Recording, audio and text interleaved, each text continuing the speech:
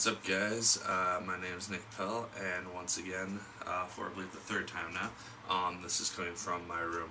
Now, this week's book is Howard Bahr's The Black Flower. This is another book that I read from my Scholar Citizen class, like the Darwin book was.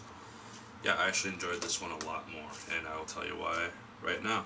Let's start with characters. First character is its main character, Bushrod Carter. Now, Carter is a Confederate soldier from Mississippi who was serving in the Army of Tennessee during the American Civil War.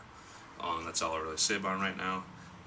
He has been college educated, so that is one thing to keep in mind. So he's not an idiot, which is good. But yeah, he's the main character, know that, so he's the one who you'll follow through most of the book. Next up is Jack Bishop. Bishop is basically Carter's best friend, and he's also his fellow soldier during the war.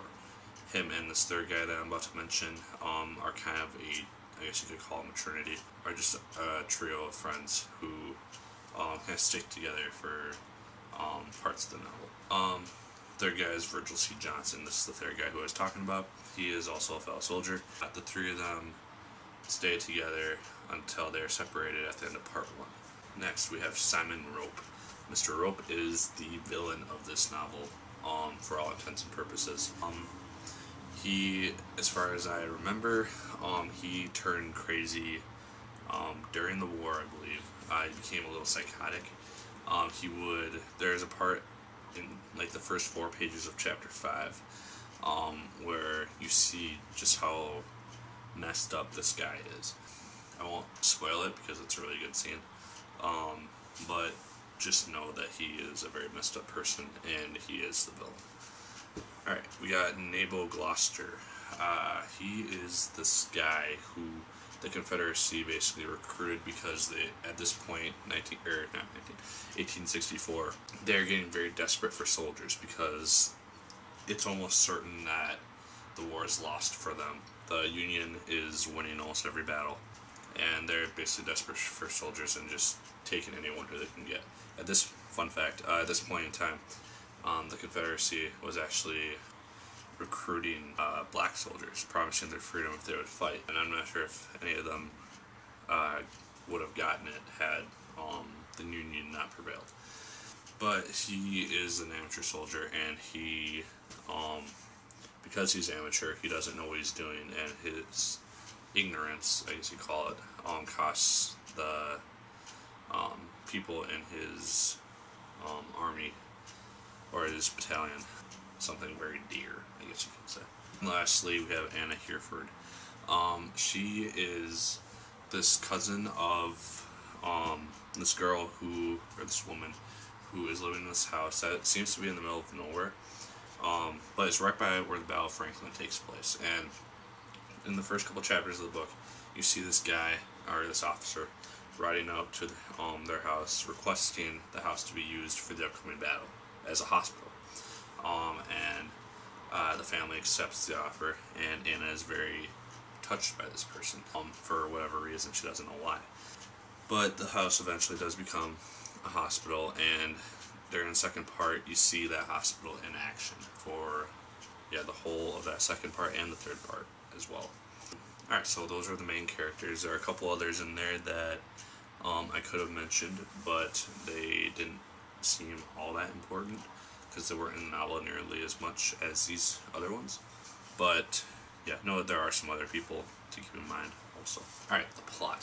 The plot centers around, like I said, Bushrod Carter, and just basically his experience with the whole Battle of Franklin, because that's the battle that the book centers on. It's not going from one battle to the other, to the other, to the other. It centers on the one battle, and that's the Battle of Franklin, which was, I believe, one of the bloodiest battles of the American Civil War. The book, I believe, as it says, split into 3 parts, is 267 pages. The book is a historical novel, so meaning that some of the characters were actually present in the actual war, while some others, like Anna, weren't, and they're fiction that Bahr put in to move the plot in the way that he wanted it to move. Alright, and that's the plot, so let's move on to themes. First theme, war in general. the book is mainly an anti-war book, because it shows all the horribleness that goes along with war. Yeah, you see a lot of anti-war themes, but you also can see a few pro-war themes, but they're very few, far and in between. Yeah, forgiveness. This comes in a couple different places in the book. The one that I'm mainly thinking of is at the end, which you'll see later if you read it. Death in general. There's a lot of death. Obviously, it's a war, so people that Bushrod knows are gonna die, and it's just how he deals with that. And then humanity. There's one scene that I want to talk about really quick that deals with humanity. I don't remember what chapter, but there's a scene where the Confederates and the Union are basically at a standoff, side by side, and then the two officers from both sides come together. They meet. They kind of joke and just chat for a little bit, and then they decide to have a temporary truce so that both sides can reclaim the bodies of their fallen. And it's a really cool scene because both sides strip their uniform jackets, and Bushrod states something like they couldn't tell who was Union and who was Confederate. So it shows that everyone was, in this case, Americans, and they're all fighting each other for, honestly, well, there was reasons, but no reason that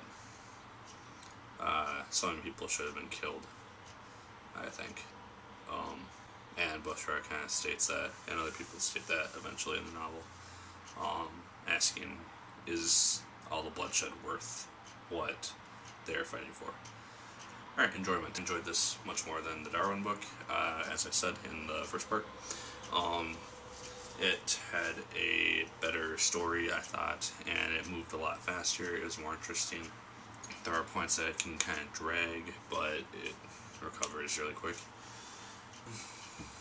For those who don't like gory stuff, be advised there are descriptions of gore in the book, and so if you don't like gore, don't read it, or if you do, read it, I guess. And yeah, I recommend it if you like historical fiction, mainly about Civil War, war books in general, or Bahr's novels. This is the only one that I've read, so I don't know if the others are good. I assume they are. And yeah, that's my review. I liked it. I would recommend it. And so yeah, like, favorite, comment, subscribe as usual, and I will appreciate it a lot. Okay, one quick note. I am deviating from the previously established book schedule that I set at some point back. I read for my Modern World class. I'll read another book for that called A Day in the Life of Ivan Desonovich. And yeah, it's I guess you could call it a biography, but it's really good. So I want to review it because it's interesting and I like Russian history. So yeah, this is probably dragging out too long, so I will go and leave you. But just keep in mind the next book is going to be deviating from the schedule. If you are actually following that, I doubt it, but just so you know. But yeah, as always, my name is Nick Pell, and please keep on reading. A hero of war, yeah, that's what I'll be. And when I come home, they'll be damn proud of me. I'll carry this flag to the grave if I must, 'cause it's a flag that